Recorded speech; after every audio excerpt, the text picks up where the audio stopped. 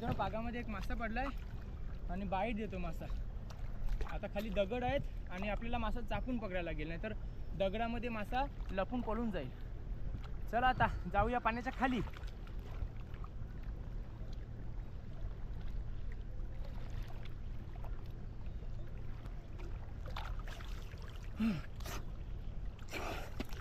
मित्रांनो मासा हातामध्ये भेटलेला आहे बघा. अख्ख्या पागाला गोल गोल फिरलो आणि ज्या ठिकाणी मासा होता त्या ठिकाणी हात पोचला बघा. एकरू भेटले, एकरू भेटले, एकरू